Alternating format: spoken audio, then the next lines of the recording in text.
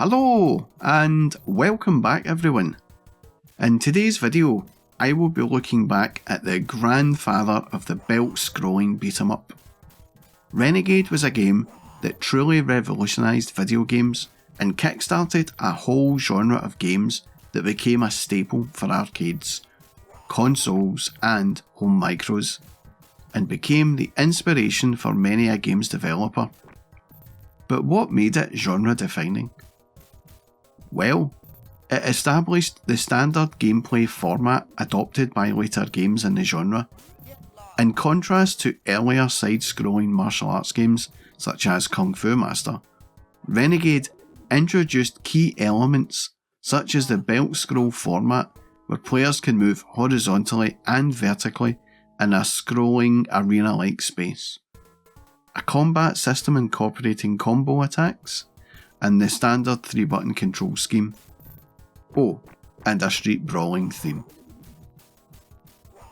Created by Yoshihisa Kishimoto, the game was semi-autobiographical, partly based on his own teenage high school years getting into daily fights, with Kunio partly based on himself.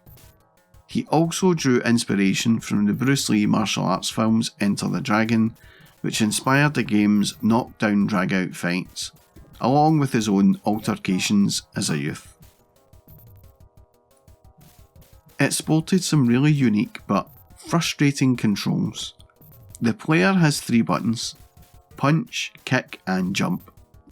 But the punch and kick buttons would perform different actions depending on the way you were facing at the time. Facing right and pressing right would make the sprite punch, while facing right and pressing left, the sprite kicks back. When facing left and pressing left, the sprite punches, and pressing right kicks back. An interesting idea, but one that proved tricky to get used to at first. And when playing this back for the video, I had forgotten how annoying it can be at times. But when you get in the flow, it was actually a pretty good method of control. The use of an isometric perspective, combined with separate buttons for punching and kicking, also meant that the player character could no longer press up to jump like in Kung Fu Master. This was the reason for adding an additional button to jump, resulting in the standard 3-button beat-em-up control scheme. When the game first appeared in arcades, it was an instant hit.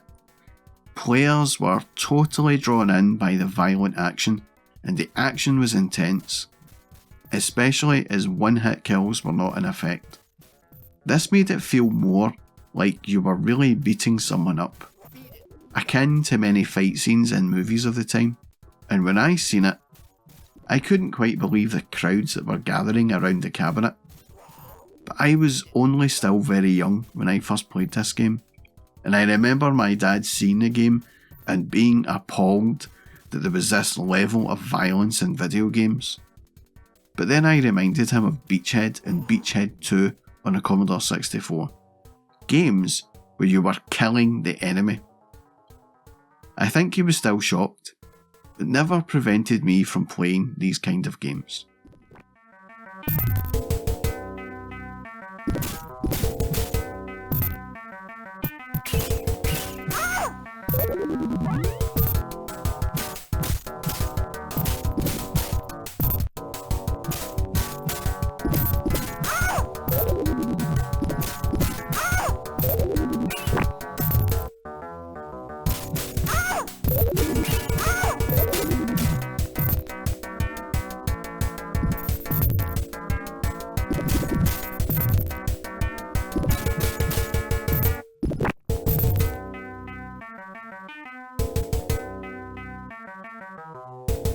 Giving up already?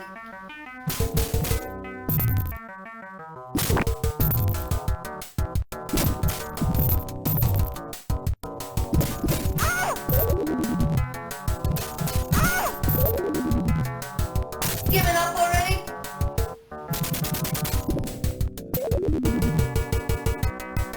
Giving up already?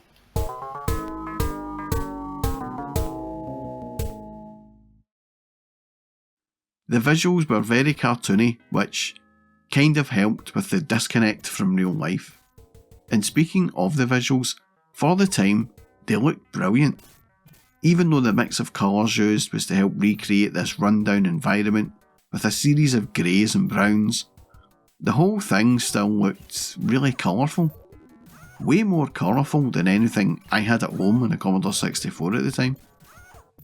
The sprites were all a decent size and they moved smoothly, if not very well animated. But in 1986, there was evidence of a real technological leap happening, and this game was right on the cusp of that.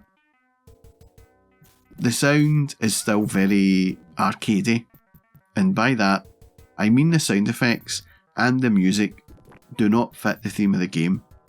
The tunes are not bad, but it's the kind of thing you would hear in an episode of some kids' TV comedy school show, and not what you would expect to hear in a game that had such violent action.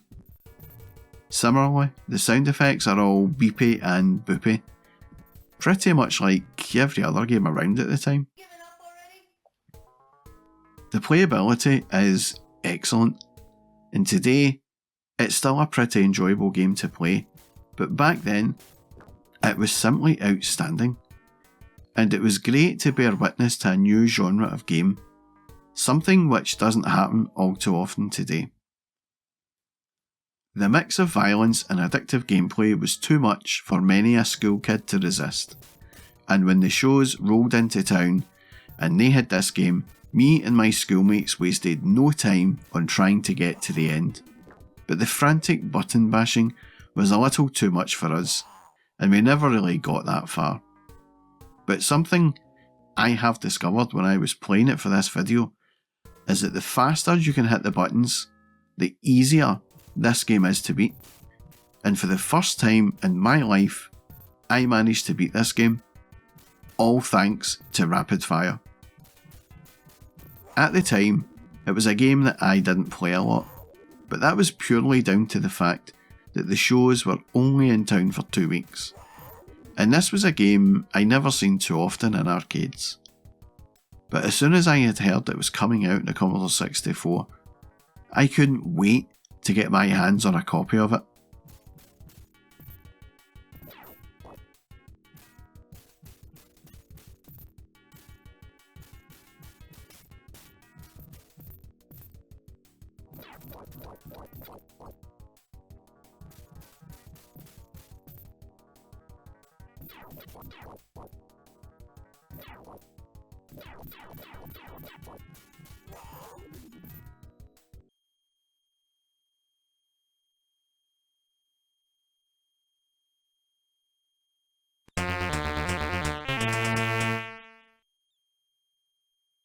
And here it is.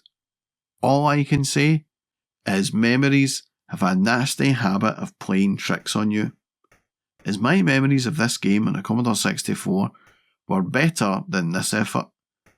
And also, by the time I had got it for the Commodore 64, I had been telling my new mates from my new neighbourhood what a great game it was, and that was based purely on my experience of the arcade game. But this effort was pretty poor. It was released by Ocean through their Imagine label, and it's just pretty appalling. The graphics and sound are not that bad. In fact, the Commodore 64 sound tries very hard to recreate the tune from the arcade, but it's the playability that is the biggest letdown.